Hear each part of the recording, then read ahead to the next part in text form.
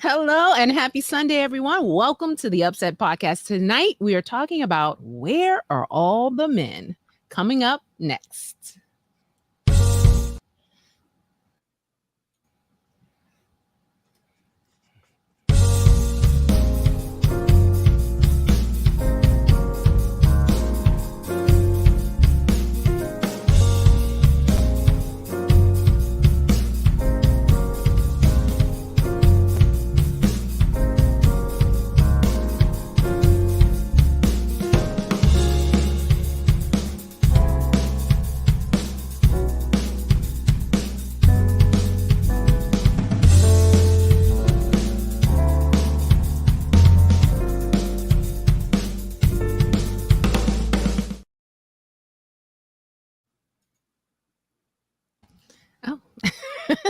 Hey, guys. Wow. and arriving now on gate 20. Good evening. We wanted to make sure we didn't talk. No, right? Hey, guys. Sorry, I kind of just threw you on there, but welcome. How's everybody doing? Doing great. Great, thank you. Doing well.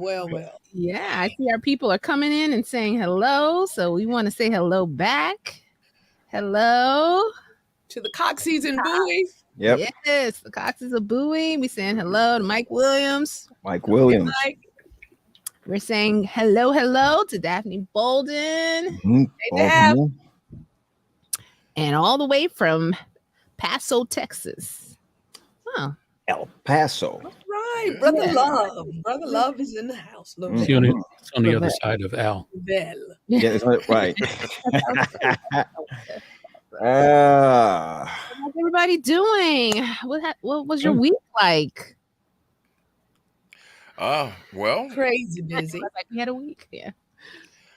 Certainly my hot. week was beautiful. I mean, this past Thursday, I retired fully from my daily radio broadcast and had my Oh, final show. Okay. I feel Wow. like Django Unchained. Mm. I'm telling you. Well, Just congratulations. After how many years, Sally? You said? well, I've been on radio on and off for over about 25 years since 1995. And so on and off, I quit to when I started pastoring West Church, and then the last year and a half at West, I went back, and then I went back fully. Radio is a real grind nowadays. And so it is, my employers didn't think I was really going to quit. And I started singing to them, look, by the time I get to Phoenix, 'cause I mean to be gone. And, Okay. Well, so we look yes, forward indeed. to what's next for Tally. We look forward to Did they that. get a replacement for you? Not yet. I mean, that's what they were asking if I could hold on until, they could find a replacement. And I said, let me think about it. I thought about it. No. And, because look, there were reasons that I expedited my exodus. Okay. And they really didn't anticipate that I would leave. But, leave I did. Yes, you Well, did. congratulations. Thank you, Yes. GP. Enjoy that retirement money. It's another show. Indeed. Like your show is wrong. Those are just 3 of his lives that have retired. He's got 6 more to go. Yeah, talking about the end of an era. Pat, you wrapped up pretty significant. Oh, yes. Oh. Well, Yeah. I'm talking about camp New right now. chapter. Tomorrow. Yeah. Tomorrow. Well, yeah, Or returning chapter. yeah. Mhm. yeah. Is it official yet, Pat? On Tuesday.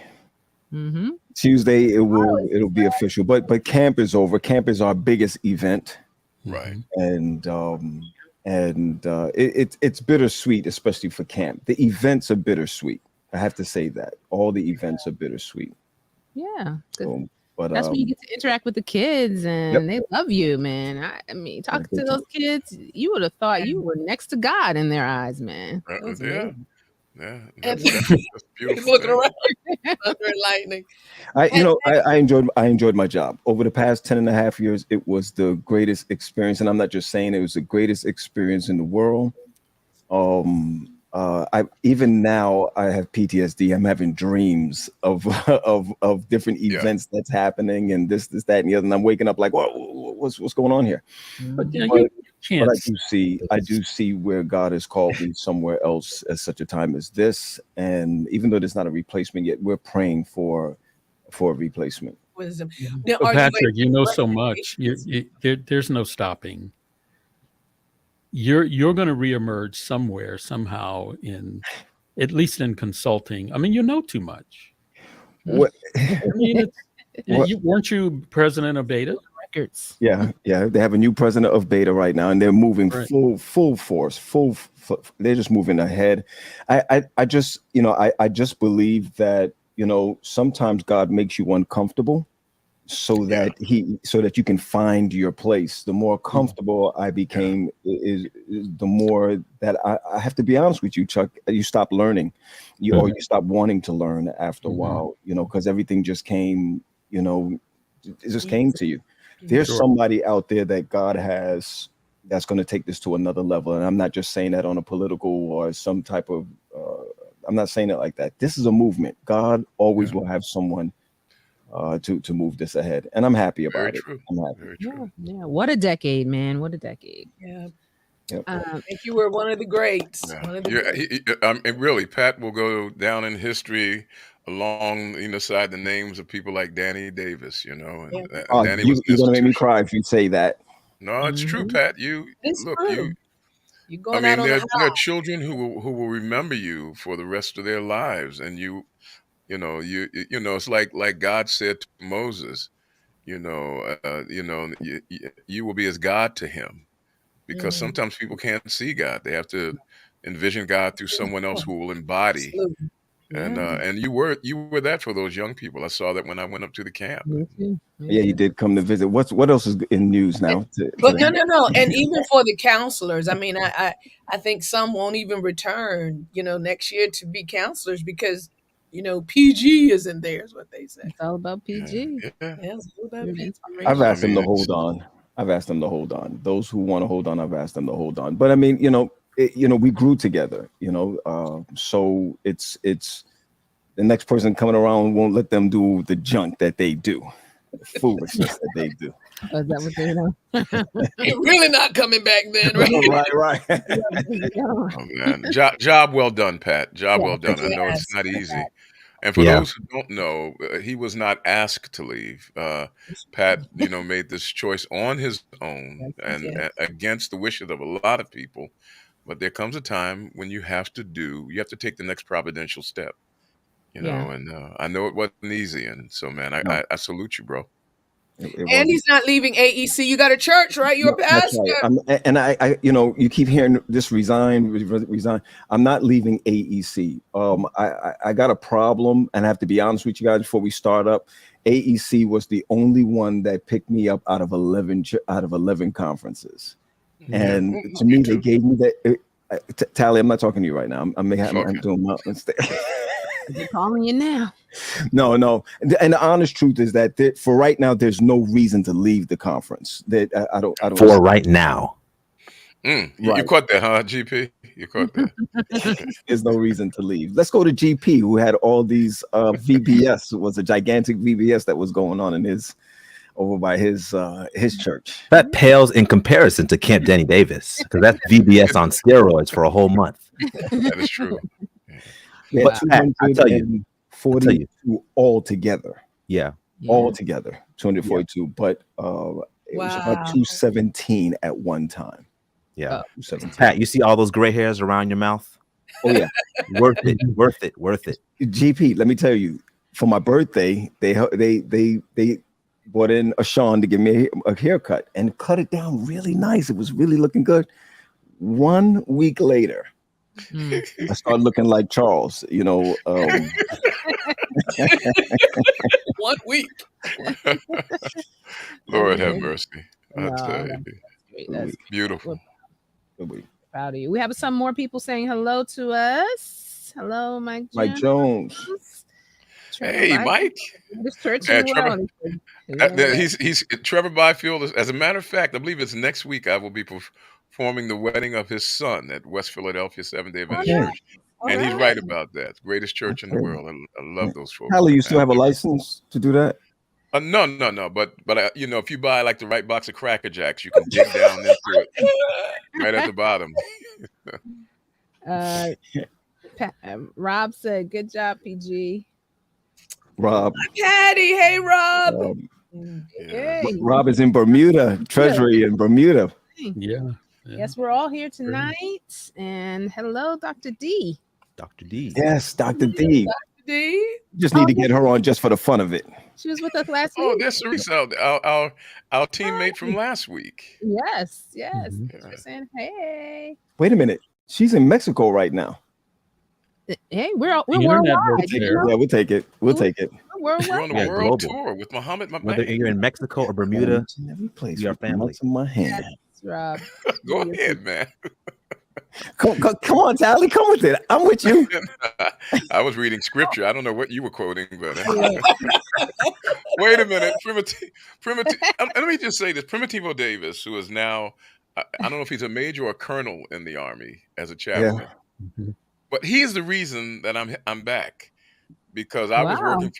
working for the city, and when he was called up to active duty as the associate at North Philadelphia Church, Bill Hall said, "Can you give me 6 months until we can find a replacement for Primitivo?" And then I discovered that Bill Hall failed math, because 6 months came and went. You know, so Primitivo, it's all your fault, man. Good to see you, bro. Primo Good is to one see of you. our best. I mean, what a preacher. What a preacher. What a preacher. Primo. Wow, it's her birthday. Say happy tomorrow. birthday, to Cerise. Happy Oh, birthday. tomorrow you turn 50. Woohoo! Wow. Congrats. You're looking good, Wow. girl. Wow. Looking good. You don't look like what you've been through. She's gonna stay on Well, here this because occasion's she's gonna want to know questionable, where she's gonna want to know where all the men at. That's why she jumped on. Good night. Okay. Good night to be here. So- well, let's get at it then. Yeah, we're ready, guys. We're ready to jump Slow into your roll, Tally. Slow your roll. This is a perfect opportunity for you to share this broadcast right now. Share your page. We're about to have this discussion. We're trying to answer the question that we've heard escape from so many mouths. Where are all the men? All right. Oh, hold on. I gotta go. That's a Sounds problem. about right. What's going on right there? So, Pastor Marlena, come on, take us through this thing. Come on, help us Yeah. out. My Where are you? family, my UpSet podcast family of abroad and near. So good to be with you tonight. I preach at many places, and when I'm there, my sisters talk to me and they say, "Where are all the men?" I find very beautiful young Black women, older women, and not just Black. I would say people of color. People of color. I don't normally hear this from my white sisters, but my people of color, and they're saying, I've been praying and there's nothing, and they are professionals, looking great, highly educated, doing very well. I would say even 20s up to 70ish, just beautiful women. Yeah. But what's out there, it's not looking at them. So I talked to my crew here, my team, to see if we could talk about where are the men.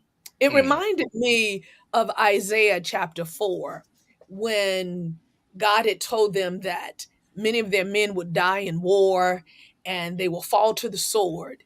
And this was a result. It's Isaiah chapter 4, verse 1. It says, "In that day, so few men will be left that 7 women will fight for each one man, saying, 'Let us all marry you. We will provide our own food and clothing. Only let us take your name so we won't be mocked as old maids.'" I think we're nearing that point where people are desirous of a mate so much that they don't want to become old and old maids. I wouldn't say all, but there are some that desire, and rightly so. I mean, when you're raised, you think that your desire of life and the success of life is going to college. Most people go to college, get your career, then get married, have children, a dog and a cat. Life is great, right? I've been at many places where people have come to me and say, pray for my daughter. She's looking to get married. Sometimes they say sons too. Pray for them. And people think success is only through marriage. Well, that's where we are. That's our topic for tonight. So we're going to start, and we need your help. We want to talk about this tonight because many people will hear. So we want to talk about where are the men. My question to my team here tonight, is there a real shortage of men? So, Police. no, Tally, not yet. Um, Callie, slow yourself down.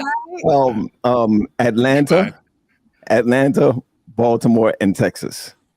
Okay, now you can go ahead with the conversation. Go ahead, Tally. Atlanta, Baltimore, and Texas. Well, you know, the first thing, and if I could have the screen for a minute, I'd like to just share a few numbers with us because, truth be told, there are some mistakes being made about this issue of where all the men are. You know, normally you hear something like this: "There's two women for every man," and we need to really get to some understanding as to the numbers about men.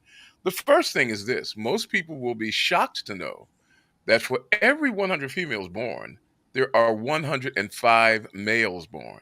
That is shocking. Yeah, That's you not think that's everywhere. shocking? That Well, no. In some places, it's 108 males born to every 100, but it is always men exceeding women in birth. Yeah, that's Always, right. always. I have conflicting statistics. Well, you can have them if you want to, but it's Well, I'm always. saying that that is true Well, in let many me. I tell you places. what. When I finish, it may resolve itself because you know, I said born. I didn't say how many of them survived. Hmm. I mean, but here's the deal. As of 2021, there were 44 million more males than females in global population. Where are the men? Well, they hide behind some of these women, I guess, but there are over 44 million more males in the world than there were females. And my understanding is that that number tweaked up some because women seem to die disproportionately in the COVID pandemic. All right, now let me just go a little bit further before there's any, you know, anybody gets upset a little bit. Um, Upset. Beyond that, you would be surprised to take note of the fact that in many areas, now notice what I said: 105 males to 100 females. But when it comes to the black population, something shifts. In areas like Atlanta, Texas, what other mythical land did you mention, Pat? Baltimore, Baltimore. Baltimore, city of Baltimore. the city of Baltimore. There are only 88 black males, black adult males for every 100 black women. Now, the strange thing is that when it comes to the white population, it's 97 men for every 100 women. Now, there's a reason for that. Black males in particular, are more liable uh, and more vulnerable to early childhood diseases. And then after they get past childhood, then come the real ravages. The first thing is homicide. The highest the factor for death for a young black man in America is homicide. Hmm. And then after you get through homicide, it's incarceration.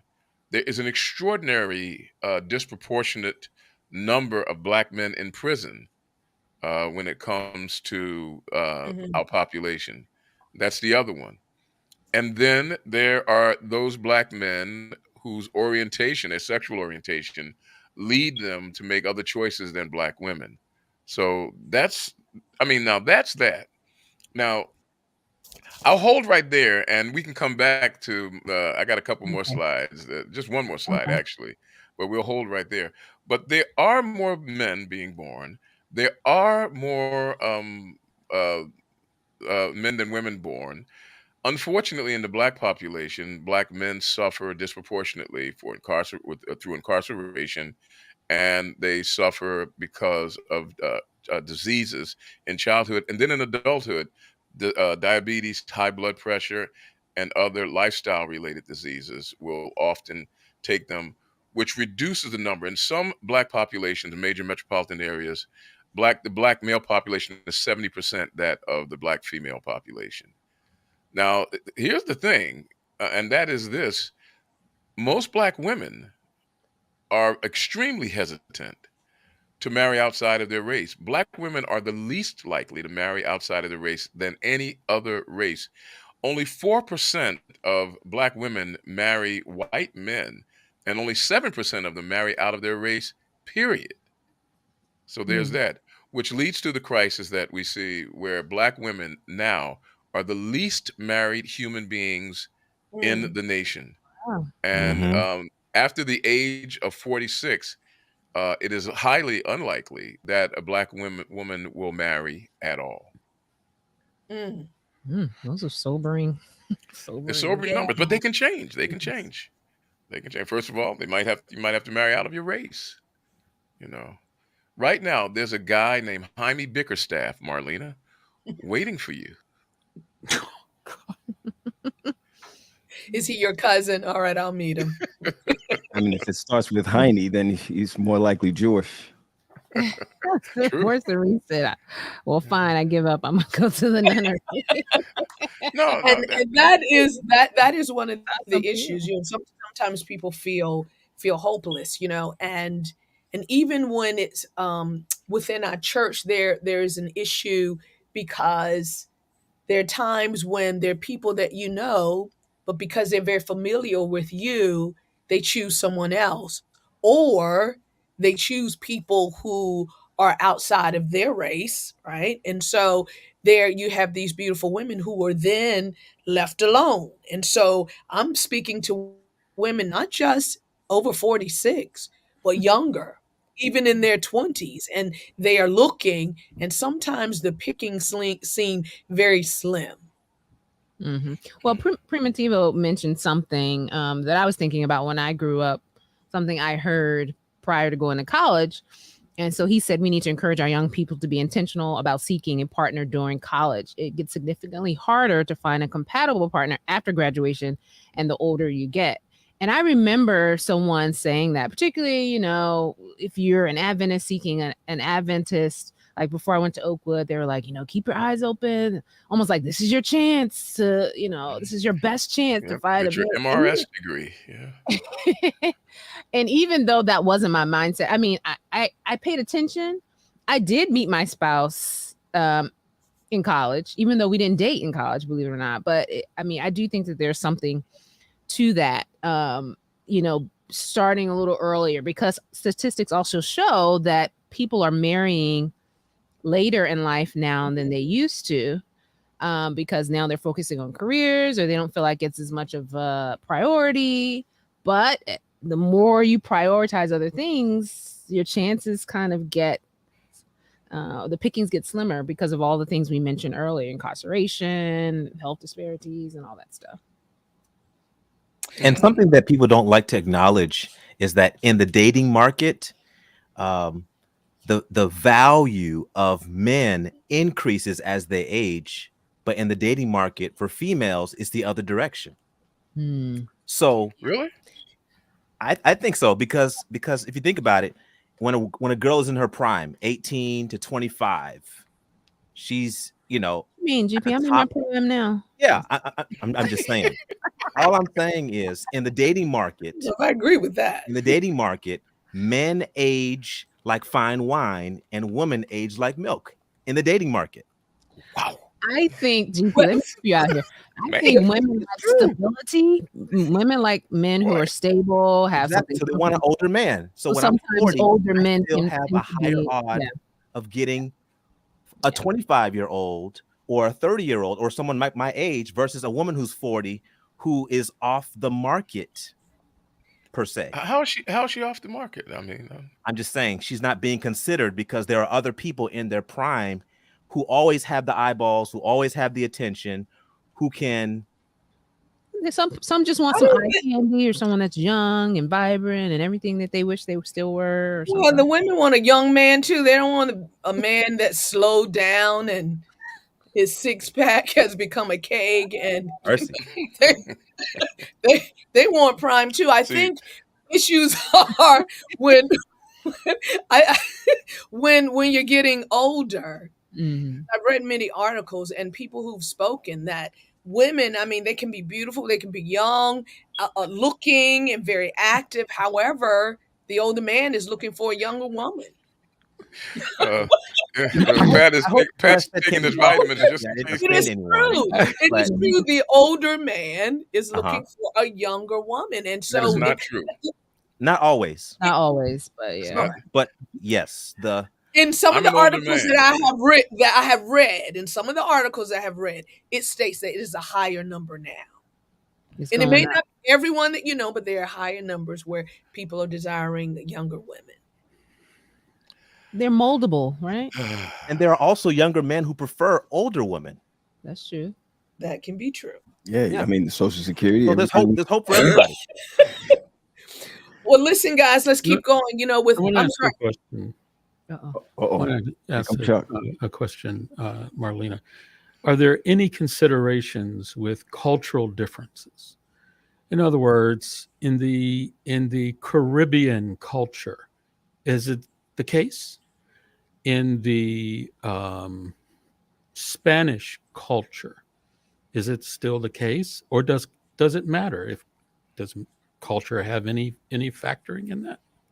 I'm sure culture does. When we just talked about the African American male being, you know, highly incarcerated, whether they're innocent or guilty, we know a lot of innocent people in jail. That's not the case for every culture, and so therefore, U.S. you know, male and females, that there's that lack of representation or presence for people to meet. So Spanish, they may not have that issue, but when we're speaking of US African Americans, it is truly an issue. Just visiting around in multiple places. I've been around African women, I've been around Caribbean women, that are African American now, even though their heritage is some other place, there's still this shortage, right? And so I don't know if now, because there is a shortage, we are in even a worse situation because people are always taught, you're going to date, within the church, and so you look at who is available, and then with those who are available, are they Christian? Then you try to decipher a little bit more. Are they Adventist Christian? And so the women are put in a really bad situation. And so they're all waiting. And I meet men too that say there are no women around, and I say to them, I say it's impossible. They're all over the church, and it's highly outweighed in the church female to male ratio. And so I think what Tally was saying about the cultures, being willing to date outside of your culture is a strong fact that, it should be considered. But my statistics that I looked up were mostly of US culture. Mm. Well, Yeah, I well, wonder, Tally, I know you shared that statistic about Black women being the least likely to marry outside of their race. Why do we think that's the case? the, because black women have been the most maligned personalities in this nation, unfortunately. And typically, when people are maligned, disenfranchised, oppressed, and disallowed, they tend to find the greatest amount of security closest to that which they call home. And Mm. so it is understandable why Mhm. you often find that black women will marry within their race or would choose to marry within their race.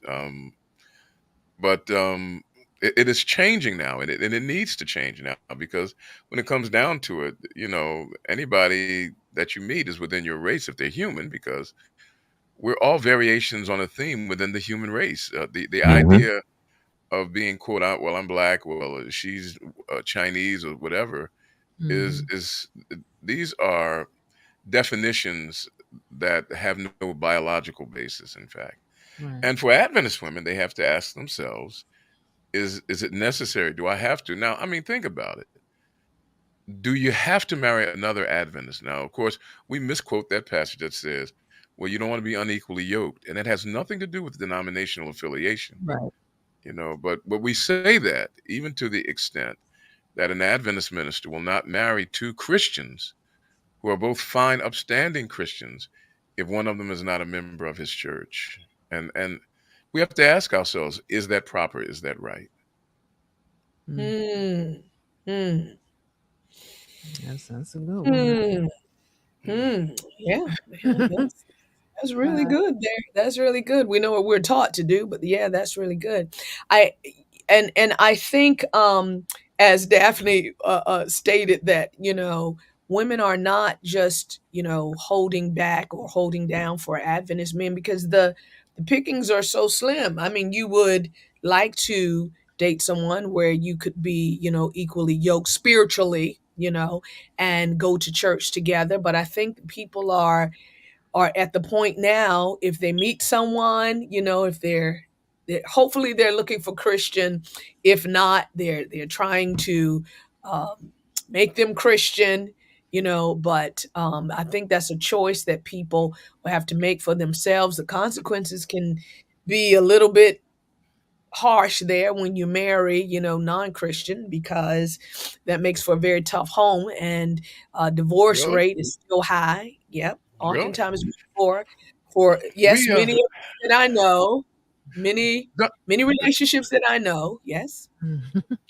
I worked with a woman out of Washington, D.C. Her name is Nisa Muhammad. Nisa Muhammad is the founder and the director of the Wedded Bliss Foundation. And she is on a mission to increase Black marriage and to foster and nurture Black love. And we did some studying on this thing. The divorce rate in Adventist circles now, what is it, about 51% or something like that? I know it's The 50. divorce rate among atheists is only 46%. I'll just leave that right What there. about no, no, no, no? Well, what about? But they're equally yoked. What about Christian, non-Christian? They're equal. The quick and easy answers that we They're discover. equal. Well, so are the What Adventists. are The Adventists are differences? equally yoked too. So that's nullified by the fact that both of them are equally yoked. The Adventists are equally yoked, just like the atheists are equally yoked. I'm here to Just suggest because to you're you, Adventist, that doesn't make you equally yoked. I mean, just because you you could be atheists don't make you born. equally yoked either. But what I'm trying to suggest is this: is that yes. one of Yes. the greatest enemies to building relationships is outside expectations. Mm. And in churches of high profession, the size of the expectations are mammoth. For example, we believe that if we marry somebody, that they're going to have, if I marry a man, he's going to lead the family in worship, and we're going to have a family altar somewhere in the closet, and he might make angels to hover over the center of it so that we can have family worship. And we're going to go to church, and she's going to play with fuzzy felts with the children. And we have these expectations. Mm. Whereas in some other cultures and persuasions, people come to the relationship saying, I what I expect from you is for you to love me for who I am. But all of the other stuff's not there. The higher the level of expectations, the greater the potential for disappointment. And if you're unwilling to let go of those expectations or those preconceptions, then the higher the level of the bitterness when things are not going as you think that they should, just because you ate chocolates. But I think that it's more than that. No, no, no, no. I think it's more than that. When you're walking in two different paths, it causes conflict in the home. So let's say if one is marrying someone who's non-Christian, they love going to church, right? But their mate, very nice person, they still want to party in club because they want to do those things, and the other wants to go to church. They're going separate paths. That then causes a lot of confusion and conflict in the home. Seen it many, many times. And what normally happens, because now they want to go to along the same course, someone changes. Either the person that goes to church stops coming, still want to be connected to Christ, but now they're trying to be, in alignment with their spouse so that their marriage will be successful. I think the Bible is very clear on it, that the more compatible you are, the better the marriage. The differences in expectations, you can talk Where, that out. You where can does the Bible? explain that. Where does the Bible say that Marlena? Let's talk about not being unequally yoked. Being yoked is walking together. Yeah, That's well, I mean, compatibility, walking together. that passage, it wasn't even about marriage. But let's go beyond that. I mean, you know, yes, if you have values that are so dissimilar, look, if you are both Satan worshipers and one of them wants to go to the party all the time, then the Satan worshiper that wants to stay home and worship Beelzebub is going to find themselves out of harmony. So if you don't have enough, how should we say it? If you're not wise enough to recognize that you should try to find someone who shares certain values with you, then that's one thing. But what we have discovered, if people learn how, Khalil Gibran, the great author of the book The Prophet, made mention of the fact he said, you know, drink from one another's cup, but don't drink from the same cup. In other words, if two people have lives that are rich and then they share their lives, it can make for a great deal of happiness, even if they're different. I remember a couple that I knew. She was Adventist, he was not. They might have been the happiest couple in my church at the time because they knew how to respect each other in such a way that they appreciated what each other brought to the table. He would come to church with her, she would go to church with him at times.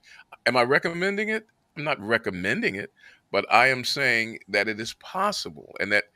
But when your expectations and your preconceptions say that if I do this, I'm going to hell on a rail, then it's going to trouble you. And that's one of the issues that we have in our societal life today, that we have these expectations and preconceptions that will not allow us to move beyond what we were told we had to do. Yeah, I hear you, Tally, because I actually have two really close friends of mine who both were did online dating or met their spouse outside of the church environment, but recognized they had a lot of same core values, and decided to date these individuals. And eventually, both of them, not only, I'm not sure if they identified as Christian before, but they both became Adventist as a result of their relationship with their spouse. And it wasn't just to get married kind of thing. We see that, like, yeah, I'll be an Adventist. And then after they get married, they go.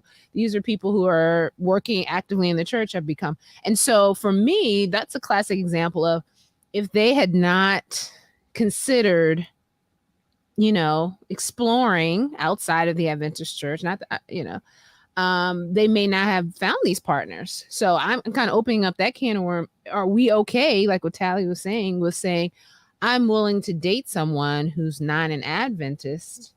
But if they show a willingness to learn or to understand where I'm coming from and kind of have an interest, is that something we should encourage? We've seen so much success with it in many cases. I mean, if they love Jesus, hey, don't doubt what God can do. Yeah, and I don't think our show tonight is talking about not dating anyone who's non-Adventist. We're just trying to find the men. But that's what I'm saying. Some people don't want to date. They don't even consider those men because they don't meet that checklist of they have to be Adventist. They have to, you know what I mean? So those men aren't even considered because they don't, follow what they feel like they should have. So I'm saying maybe some of the men are not in the areas where we're looking for them, I guess. So the pool becomes a lot smaller. Right. Because, you go to Oakwood, start looking. When you go to Oakwood, there's somebody there for you. Pray. The one that shows up to AY standing under the window wearing red, that's the one that I know lots of women who went to Oakwood and did not find a husband. No. And what I'm saying is that you're right. There are more women in church than there are men as in church. We know that for sure. But where in the past, where did they link up? And I'm going to be honest with you. There were a lot more activities going on inter churches. back in the day. We don't have that anymore. We don't have AYs coming together. We don't have full federations running where everyone's coming together. Camp meeting. People would meet at camp meeting, full 10 days. There's a lot of activities that we're not continuing or that we have not done where you have the opportunity of meeting. And I'm being realistic as far as this is concerned. You know, when we were dating, and online came around in the 90s, it was considered something taboo to find a mate online. Now, you know, you have Adventist online dating, and you have Christian online dating, and you have cowboys online dating. You got there's everything there's everything that's out there now. The problem is that there's still a stigma out there that says when I'm dating, it has to be this. It has to be here are all the checkoffs, and if I miss one of these checkoffs, then that person isn't eligible. I'll never forget my family member getting married to a non-Adventist. It was, that wedding was whatever. The point is, wasn't it? The point is now he's the elder in the church now, and you know, she's not something switched there. And where did they meet each other? They met each other on a field. I think it was a soccer field or whatever the case may be. The mind, what we have to do is to get away from thinking to ourselves. And I know this is going to be sacrilegious to some. Sometimes you got to go and increase the pool. It sounds bad, but let me also say this. This is for young, middle, and old. We still are not in the concept of dating. We still don't have down pat. The concept of dating is not choosing your spouse. The concept of dating is being in a place where you build a friendship. You could date 2, 3, 4, 5 people at the same time without soiling your name or your personality or your character. I mean, you don't have to do that. And that's where we could start to look and see who's who. That's my honest opinion. Where are all the men? They're not in church. I'm gonna tell you that right now. I'm just saying. They're not. So I saw Cerise's comment. Get your passport and stamp it up and start traveling. Open up the options. So basically, well, you know, it is always better to marry someone who shares village with you, who shares history with you. I agree. Because history will hold you together when your future looks bleak. And Mike Jones wrote something that says women have made it a lot easier for men not to be married. And I want to speak to my sisters now as a man of a certain age. Finish this sentence for me, ladies. You know, men are afraid of, what's that C word that they always say men are afraid of? Commitment, Allie. Commitment. Yeah, men are afraid of commitment. Communication. That is the biggest lie. Communication. That is the biggest lie that was ever foisted from the 7th level of infernal hell. Men, not only are men not afraid of commitment, men love commitment. I mean, when you go into the military, I mean, the guys who become the majors and the generals are people who have somehow or another shown a level of commitment. The hero is the person that has shown a commitment above and beyond the call of duty. The reason why we all think that Michael Jordan was the greatest because of his commitment to the game. Men love commitment, and we celebrate commitment. What men are afraid of is surrender. And Christian women in particular have to learn the difference between commitment and surrender. For example, and this happens a lot. The grocery store, the dinner, the car. Yo, listen, I'm sorry to cut you off. Home Depot is a pickup spot. So is the grocery market. Pick up a lot of men coming in to pick up their items. Plywood. And no, women go there too to pick up. Listen, Excuse me, can you get that for me? Yep, I told my wife no more. No, you're not going there anymore. I'm not. That's it. I'm done. I mean, but as far as, for example, women, um, it has to be understood, and especially in Christian circles. You put the sexual thing out there. Well, we're saving ourselves for Jesus, and we have to be holy, and that's true. But then what happens is, if there is a crossing of the sexual Maginot line, as they would say in the military, if it gets crossed, then the woman says, "Well, we done crossed the line. Now you got to surrender." Because after all, if you love the Lord, you cross. A man ain't gonna surrender, because men hate surrender. In order to help a man, a woman has to create an atmosphere that will create an opportunity for the man to feel as though he is achieving. That is, I mean, because men love to achieve, Does that not apply to the surrender. woman as well? It's slightly different. It appears that the nurturing prospect of women appears that they are more drawn towards. For example, when is the last time, Marlena, you saw a guy bring you into the house and say, "Look at the flowers that I did, or the garden that I." And that's because women tend to love to value things based on nurture and how I have helped this to grow. Which is why you see a lot of times, a lot of women will pick guys, say, what you picked him for? Because that guy, if he becomes what I believe he can come, then I can say, look at the garden that I've grown. They love the nurturing aspect. On the other hand, men will try to get the woman that, nobody can get because he is achieving. There are slight differences, I believe. And there needs to be some understanding as to as to how to create an atmosphere where a man is not being asked to surrender, but where he is being asked to achieve. And one of the ways is to make sure that the relationship will only supply to that man that which his commitment allows for. If I am Tyler, not committed to you, then there should be a certain level of prohibition on the relationship. But Tyler, can women I will add a little they something? cross the line.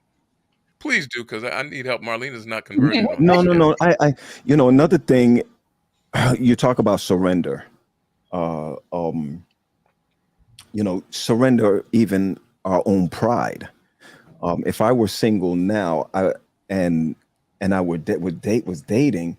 Matter of fact, forget that. I can look around at single women and say I can't date that person because of I'm intimidated by them, or could be intimidated by them. There's a certain, as you know, I don't know where GP was, what he was saying about this, but there are women, as they age, they're not going for no foolishness.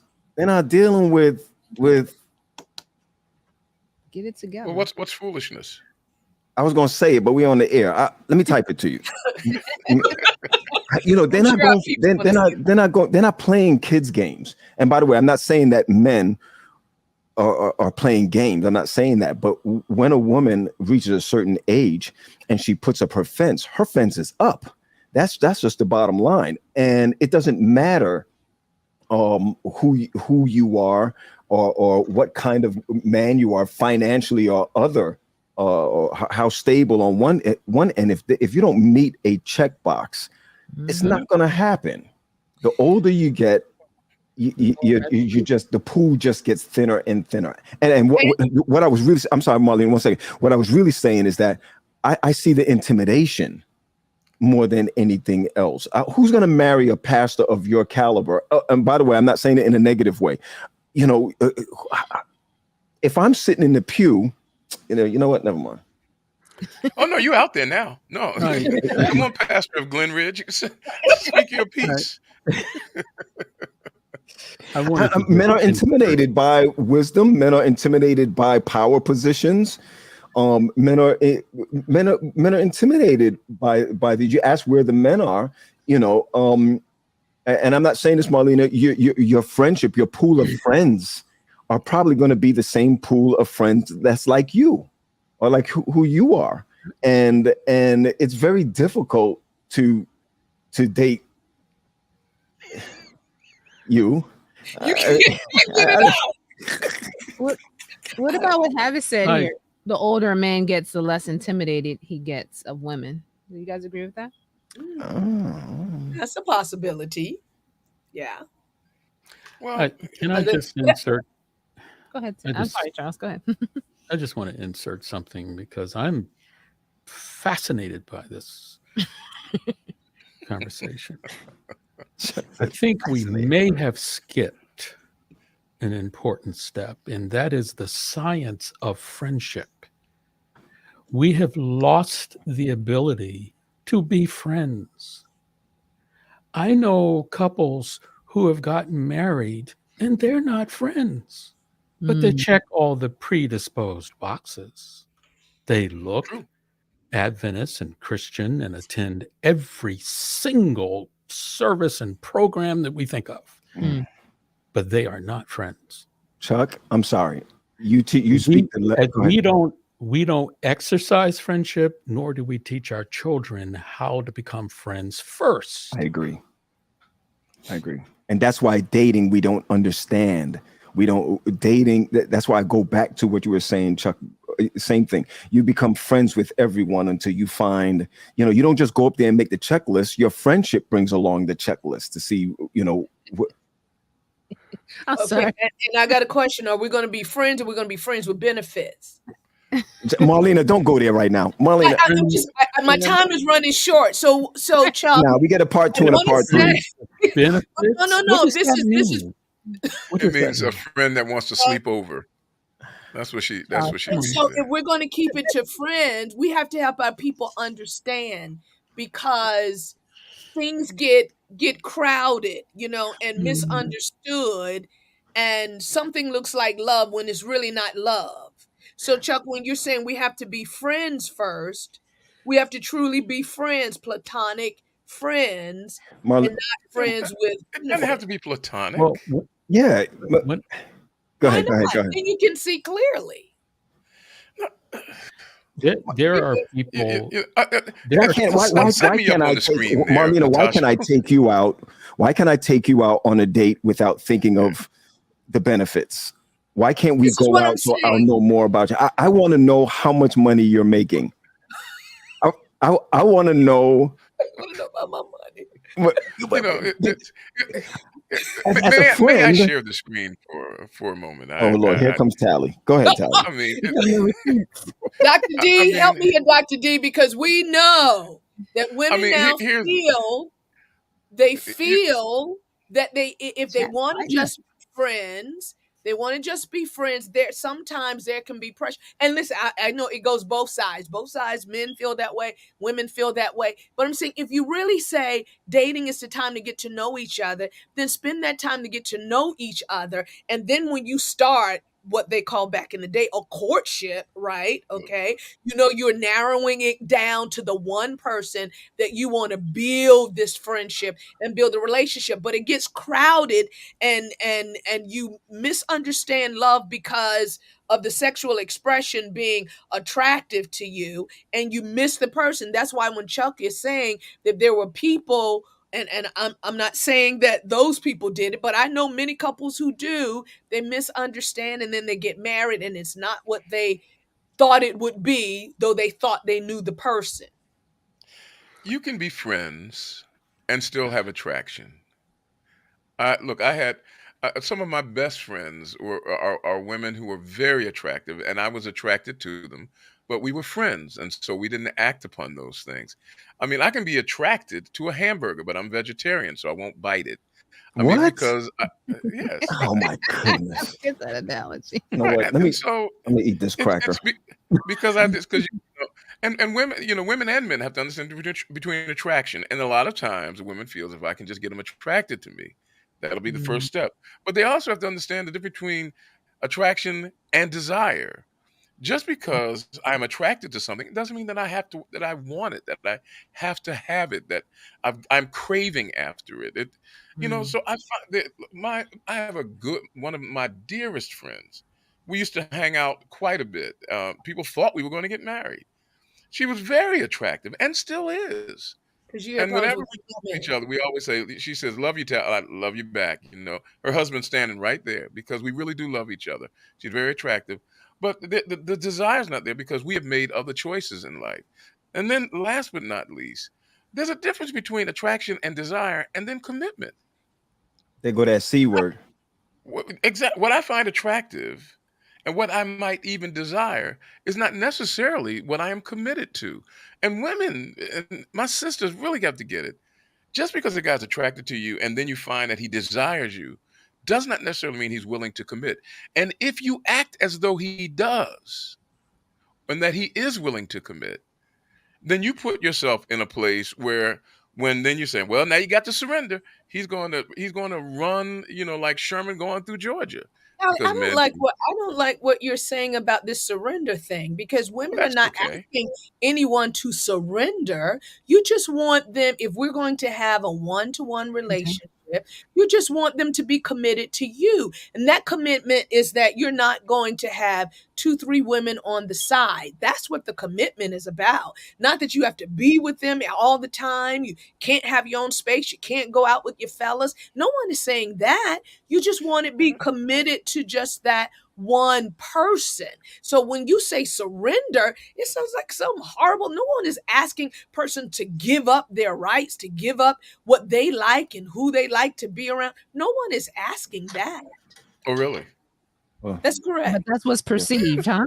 That's No. what No, she really? would never date you, so don't worry about it. Yeah, I'll talk to you later. That's what I mean. We make it seem so drudgery that if someone wants to be committed in a committed relationship with you, you can't hang out with the fellas. You can't. You got to be with me all the time. No one is saying that. You have your space. You do your other thing. You just, if we're one-on-one, then you don't have Sally on the side, and you're in this relationship with Sally, and I think it's just me. That's the only thing that women are saying. They're not putting up with foolishness like that. I love this thing about the man and he putting up with the foolishness because the man is out there. He being foolish. Well, how's he being foolish? He running around with all these different women. Well, if a man is being foolish, running around with all the different women, how about all the different women that the man's running around with? They are helping him in his foolishness. If a man is a dog, then we've got to stop our sisters from being dog catchers.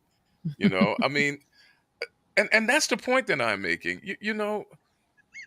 If your principles and your values say that this is the level of interaction we can have at this level of our relationship, then live that way. And then if you live beyond that way, don't ask the guy, well, now that we done went past this way, now you got to come do this and be this way. It doesn't work that way. It doesn't work that way. And so, and I got to tell you, as a pastor, I've seen it. I can't tell you the number of times I've had good sisters come crying about this guy. I thought he really cared, and I thought he, all that, and then when I allowed a certain level, whether it's giving him money, or more than money, do I need to make that clear to anybody? Tally, the other way around too. I think we said that. And the other way around too. And the other way around. The other way around too. And I think Dr. D said it. I don't know. And I'm speaking generally, Renee. I'm speaking generally. She said expectations should be shared in the relationship right up front. Shared and lived. Yeah, I was gonna say and live. Shared and live. Change that should be, because sometimes people start off with a certain expectation, but as the relationship is progressing, it changes or there's a shift, but they don't have that conversation. Like they may not feel like they want to pursue it further, but they'll still engage the person just enough so they're around, but they're already on to the next person. And you see a lot of heartbreak happen that way. Does that also go back to what Tally was saying, that some people like the challenge? And so if you state what your desires are from the very beginning, what you feel you're not going to do, especially if you really want to live, according to God's standard, right? But the other person is like, I desire you. I find this a challenge. Sometimes people give in because they want to maintain this relationship, right? But we're saying to male or female, whoever it is, to maintain your standard, because if you keep holding on, you're going to find that right person who will respect your position and your stance spiritually. And honestly, Marlena, they may not find that person. And can we be okay with that? I mean, I think what I was thinking about when thinking about this subject is looking at those ratios and those statistics, chances are there are going to be some women who desire to be with a man who won't have that opportunity. Can we be okay with that? So we- can we be okay with remaining alone? Is that your question? Yeah, yeah. I mean, alone is fine. It doesn't mean you're And that's lonely. You know what I'm saying? Right, right. You were saying you have your standard, and some people feel like they have to compromise their standard just so they could say, I have someone. Is it better to maintain your standard and set some guidelines for yourself and remain single than to compromise who you are just to say you have a man? Tally, can I Or a ask a woman. question? We have two single people. Yeah. Okay. Marlena, Tally, would you get married again? Maybe that's Me? too forward. Oh no, Maybe that's I would get married again. Look, marriage is so Tally, though, why don't you and Marlena, we will set you guys to go on a date. A friendly date. Be upfront right away. Just be right up front. My goodness. I'm Okay, sorry. no mind. Apologize for you guys. I really hope my air conditioner starts. it's the dating game now. Let me move some things around. Tally was about to answer.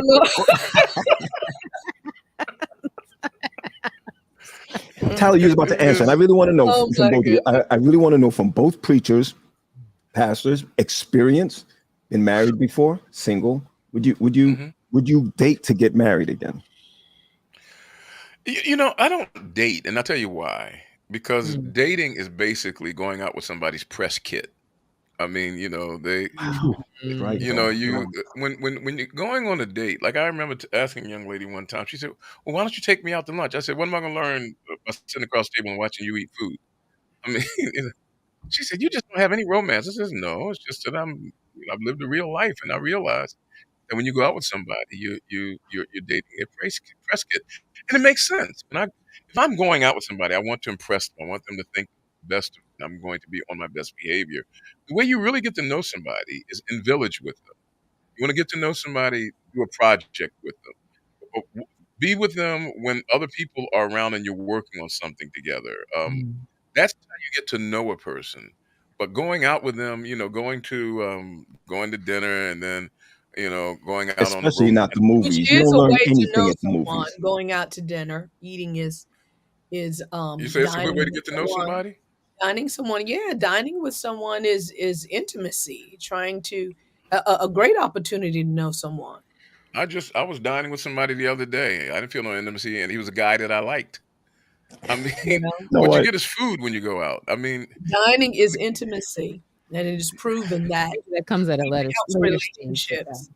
Tally, what's your cash app? I'm sending you a cash I app. don't think dining is intimacy. I think that dining can be an intimate experience, but that is if you know someone.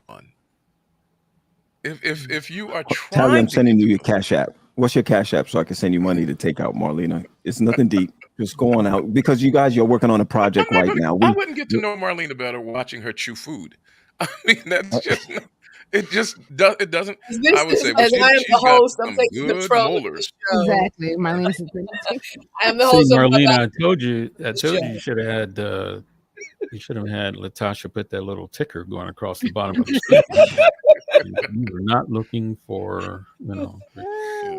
I think Helen says, Marlena, you didn't answer my question, but Helen says that she's been widowed for 21 years, and that's a hard question for individuals who have been married in the past, at least for her. So maybe it's an unfair question to both of you. I mean, I'm asking out of. Well, I know I my think desire marriage is not to marry right now. That's my desire. Is not to, my Because life. you don't want to share all that money that you're getting on all the. No, I'm having a really good time. My life is good. This is how I feel. Wow. So if you get married, it's going to go downhill. Yeah, I think marriage would be great for you, Marlene. I think I think I'm free to travel and go wherever that I'd like to husbands go. know how to travel. You don't That I want like to to surrender, right? Marlena act like husbands don't have suitcases. No. When you have a mate, you have to consider your mate, right? You have to consider your mate and what they desire. You have to talk about it. And right now I have freedom to do what I like is I love it. I mean, I'm having a good time. I meet a Tasha, lot of people. switch them. I'm feeling uncomfortable. You can switch it back. Great. There's nothing wrong with that. I'm having a great I time. That's tell all you, I feel. listen, marriage for me. I mean, my marriage was 15 years, and we didn't. There was no war between us or anything like that. But I deeply regret adding my name to the list of people who have divorced. Having said that, it is not the end of the world. It is far from the end of the world. But it's like if you have lung cancer and they say, look, we got to take your lung out to save your life. It'll save your life sometimes, but you will feel the pain of the operation. And the end of my marriage was painful, even though it was not a bad ending. But I will always say that marriage was it was the greatest institution that I've ever appreciated. It helped me to become the human being that I am today, and I would Wow. readily get married again. I look forward to being married again. But I already mm, know somebody, and you keep ducking her, so you're not telling the truth. And she's Oh very Lord. Oh pretty. boy, here we oh go. no, she might not. She might Anyway, not be the. She might not be the one.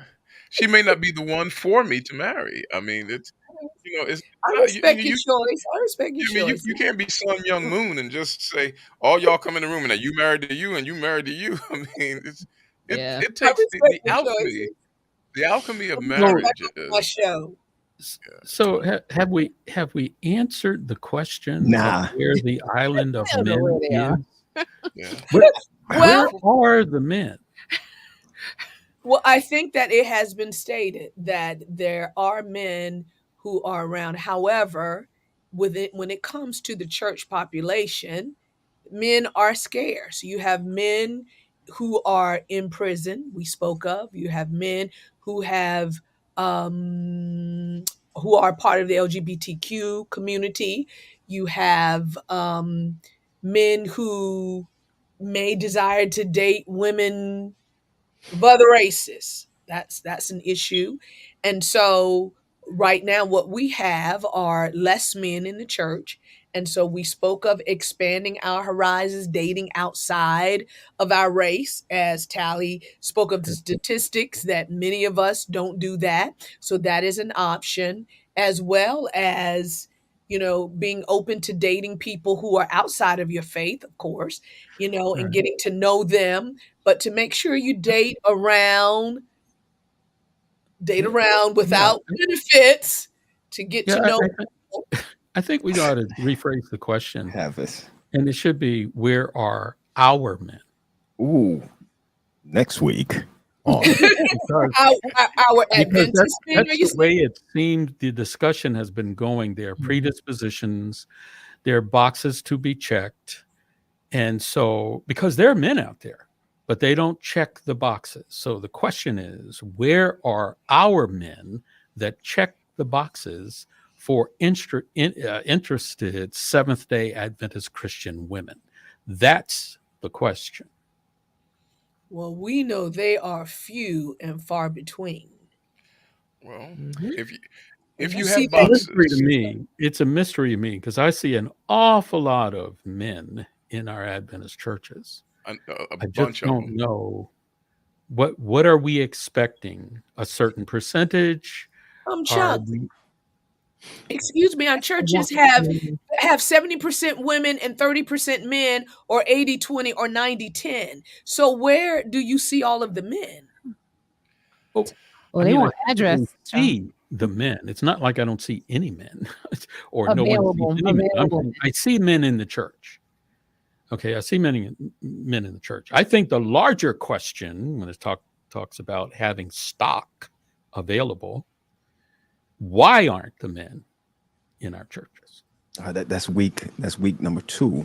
So that's Because since we've narrowed it down to an organization, an institutional approach, staying Adventist, staying box checked, maybe we should ask the larger question, and that is, why aren't our men in the church?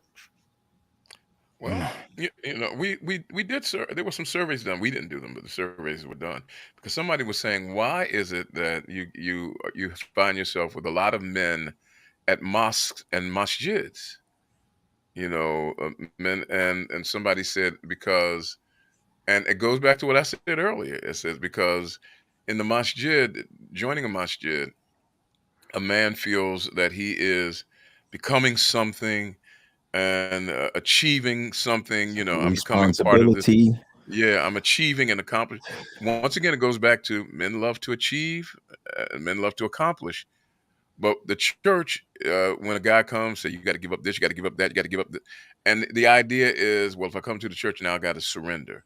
Once again, it's that same paradigm of men refusing or preferring not to surrender.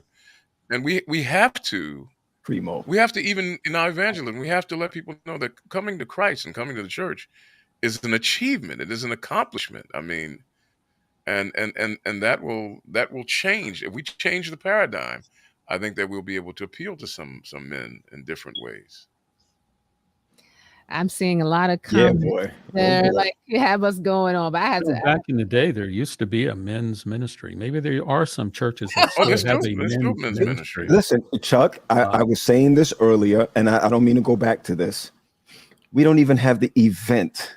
Okay, the numbers are going to stay the same, but we don't have the events that we used to have back in the day that allow singles to be able to mingle with each other. We don't have that anymore. And once those start depleting, you're going to be in one church every Sabbath trying to figure out who's going to get divorced so I can marry him in the next two years or whatever the case may be. There needs to be more social events going on in our churches in order for people to meet.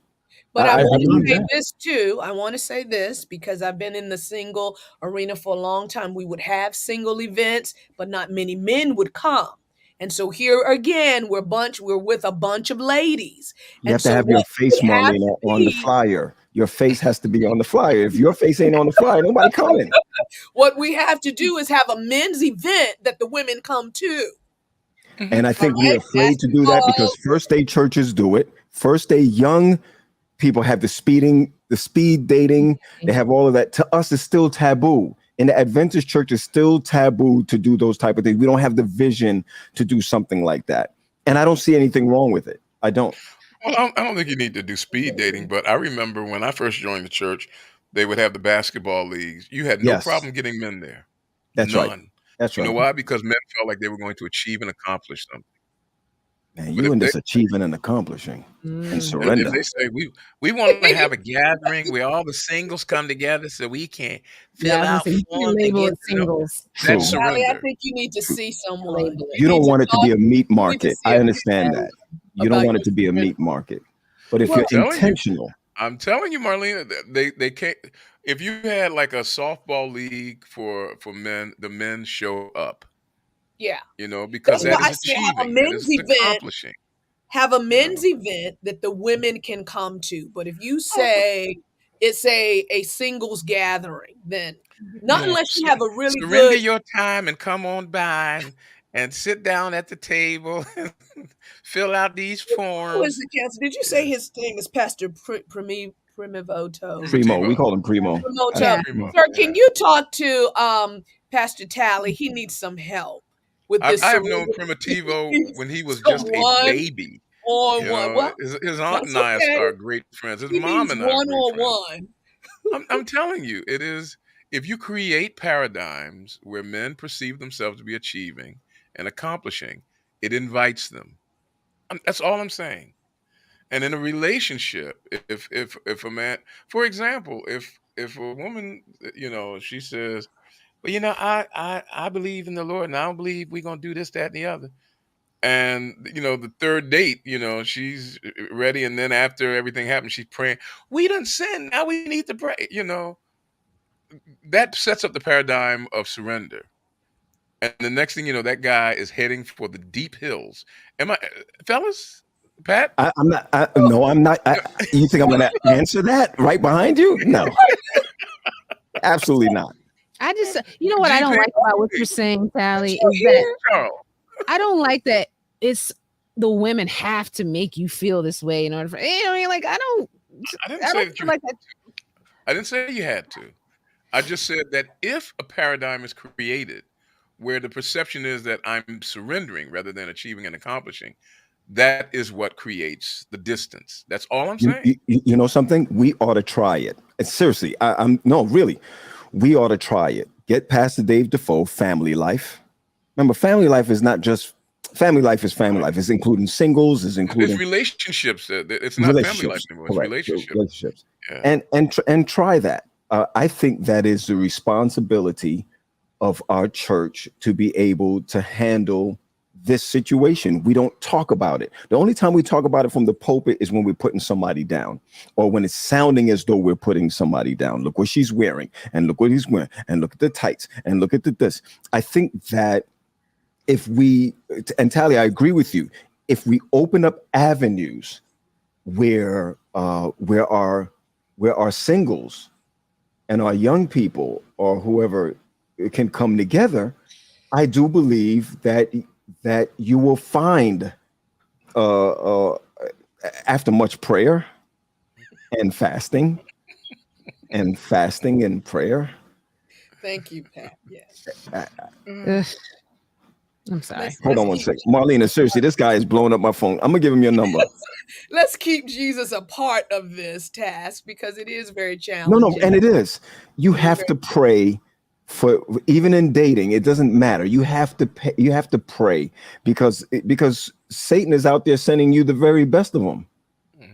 Well, how about this, ladies and gentlemen? Is it in the Bible what happened at a certain point? It was allowed that men would be able to have more than one wife. So that's part 4. Here we go, part 4. I mean, so we do know that that is not socially appropriate now. So there is no need to discuss that. In Africa, some parts of Africa. In Africa, it still happens. We have it here. Well, then. My cousin got 7 wives. Marlena, didn't you want to do ministry in Africa at one point? I never told you I was going to do ministry.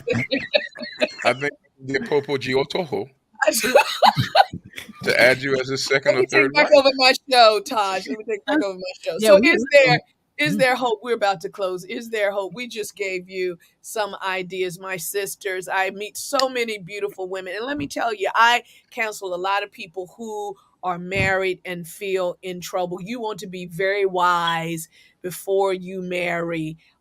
And know the person whom you are marrying. And so meeting that person, and as Chuck stated so wisely, certainly become friends with that person, grow that relationship.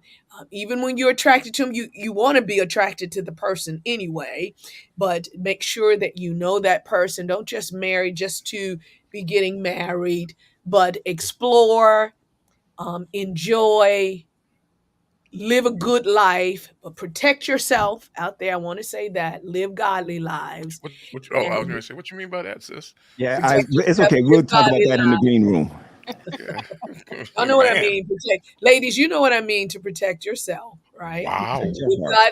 I'm not saying protect yourself with sex. That's not what I'm saying. I know, it's the heart. Marlena. Heart. That is not what I'm saying. I'm saying protect yourself. This episode is sponsored by Trojan. Remain abstinent. I got to speak to my ladies. Remain abstinent. Live a holy life that would be pleasing to the Lord. Live a holy life, but expand and be willing to date outside of your race. Yeah, that's what I want. I hope that in the near future, when we attack this subject again, I think there's some other mitigating circumstances that we're overlooking. We keep saying men and man. That has to be defined culturally. There's some men that don't know how to be men. Man, there's some men who, because of their cultural upbringing or their trauma in their life, have trouble being the man, in quotes, that especially Seventh-day Adventist Christian women are looking for. So I think that it's not, we say we are all the men. It's like, it's like it's a product. Like, where are the Nikes, kind of thing. And I would hate to categorize men as something to have. like an object. I think a man is a human being, and he is who he is based on his upbringing, the traumas in his own life. That could affect the road to friendship and ultimately to marriage. So I think that, absence doesn't necessarily mean that we just don't have enough physical men around. And if that's what it means, we should ask, what is the quality of that man? Where does the man come from? And that's where the friendship comes in. You learn about a person's background. The old saying that when you get married to a person, you marry their family. Mm-hmm. Oh, Yeah. Yeah. And there may be aspects about culture and growing up that could Why did affect. you have to go this deep right now? And I was I really know we're not, and I doing don't think we anything, will. But for some reason, I I do- don't that needs to be see Sister factored in. Williams on here. But Do I you want see to Sister say this. Williams? Let me say this really, really quick. I mean, Chuck, all that you said is really true. Sure. However, when you say a man is not a thing, I don't think any of my sisters are looking at men as a thing. I think this is a lived experience when you are a female in the church, and there's no one pursuing you. There's no one. You have someone join the church, a young man or older gentleman come in the church, and you've got 10 women that would like to get to know this person, right? And there's just one man, right? And someone's not looking at you, and you are being nice to everyone. You are talking and being friendly. You are out there. And so, but there is no or very little dating. And even if you're going to work or you're out just in the place, there is very little dating. Some of my sisters, you're out places, and even though there are men all around, they're not coming to you, right? They're not picking you. And so we can say that there are men all over the place. But why is there such a lack of attraction then, if I want to say attraction to these beautiful women that I meet? That's just my question. And is their question. all right, listen. Chuck, please don't say anything, Chuck. Don't say anything. We're gonna have a part two, right? I'm just thankful my air conditioner kicked off. I guess I my don't want y'all sister to think will I was have to sweating have. because of the conversation. No, this is. I have so many thoughts. I mean, listen. What did you say, Chuck? Charles? What did you just ask? No, I said I'm so glad my air conditioner kicked in because I didn't want you guys to think I was sweating because of the conversation. No, I find that when we talk about matters of the heart, it's always like a hot button topic. And I think one of the reasons I think we knew we couldn't really answer this question, in a way that would be helpful. But I think we're just trying to let women know who've expressed this that we see you, we understand, to validate that, there is a shortage, if you will, and there, we offered some reasons why. But as Marlena said, I think, we just have to stay prayed up, do things the right way, and see how the Lord blesses. But I do think, and don't let it become such. Oh, yeah, that was wisdom. And Tosh, they prayed up and see how the Lord blesses. Yeah, but no. I do want to say, ladies, live your best life. Enjoy life, even like as it may a not be, single man. woman. Enjoy, live your best life. We have none been reduced to bromides and trite expressions here. Don't listen, Charlie, but enjoy your best life. Right. It's That's okay. right. It's going to be all right. It's going to be all right. All right, guys. I know we talked. I know we talked about. It's going to be all right. It's gonna be all right. No, because Tal, you don't get it. A lot of women obsess over this. Like they feel like their lives are incomplete because they don't have a man. I don't think men stress over this as much as women. So the reason why, we're trying to just affirm and, let women know it's okay, So yeah, but do we know that to be a fact that men don't stress over this? Chuck, don't. They don't vocalize it as much. I don't hear it from men as much as I hear from women. I can only go on my personal experience, but you guys can tell me otherwise. Men the same thing. Otherwise, you told me. You said we can tell you otherwise. I just told you otherwise. Oh, otherwise. Okay, so we need to get these men and these women together. I don't know. Well, men don't talk about it the same. They don't use the same language. Like we're all the women. They don't say it that way. They're like, yo, how come they're all they're more like, yo, how come they be aloneness. What did they say? Oh, that's next week's show. But aloneness, aloneness is the same plague. I mean, think about it. The first real complaint about aloneness came not from a man or woman, but from God. When God, a perfect God, stood next to a perfect man in a perfect world and said to that perfect man, with that perfect God standing right beside him, "You got a problem." And God pointed out that the man was incomplete. And men have felt that from that day on until now. Now, they don't run around saying, "Where are the women's at? We can't find the women's." I mean, they don't do that. They do express it and they do feel it. I know what they say. That's They good. say, oh, how come I'm here checking her out and she ain't checking me?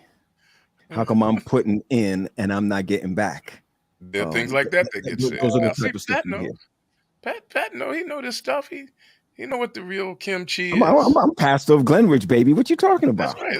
That's a Glenridge. That's And you wait till Glenridge wisdom right there. and your beautiful daughters are going to come to their pastor and share this same frustration. Where in there? This is interesting, When you said daughter just now, Marlena, you made me like, okay. Men don't complete women. Women complete No. men in my. I don't know what Haver's talking about there, but honestly, there are men out there, Well, men who are single men, well-to-do. When I say well-to-do, I'm not talking about money-wise. I'm talking about and they have the same, hey, I've been dating this girl. I like her. We've been going out. She doesn't answer my calls anymore. She doesn't this, that, and the other. She moved on to the next one. Ain't say nothing. She's supposed to be a Christian. That's part 5.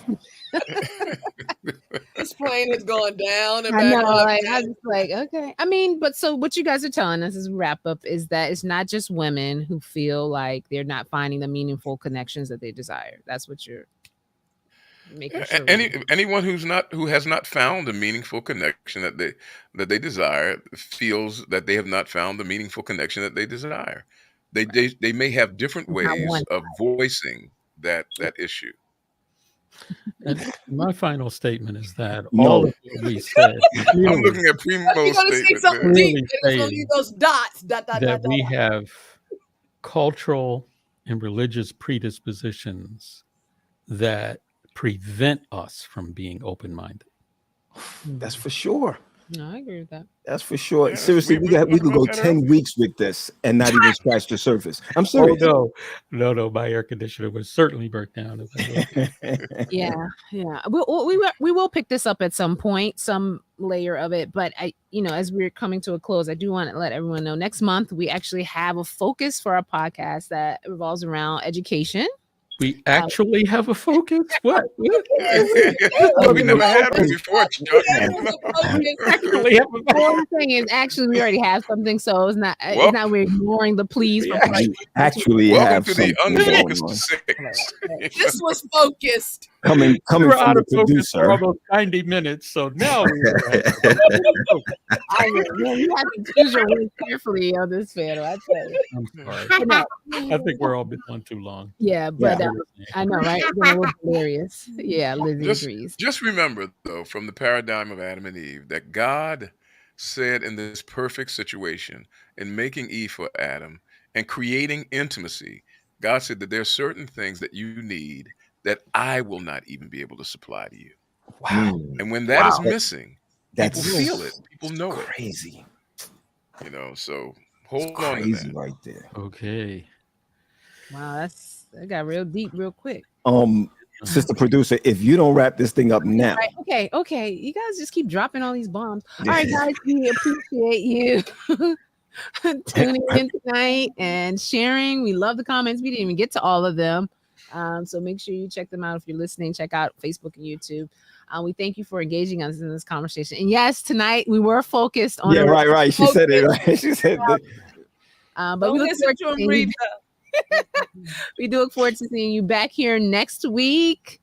Same time, same place, because if it's Sunday, It's It's spelled the with an UpSet S. podcast. Yay! It's non-focus. Don't make our singles feel that way. We're All right. focused. Yes, yes. Nah, we good. All right. Have a great week, everybody. See you next Take time. care, everybody. Bye-bye. Bye-bye. Enjoy. Bye-bye. Bye. Bye bye. Oh, toot you. Let's- Toot you.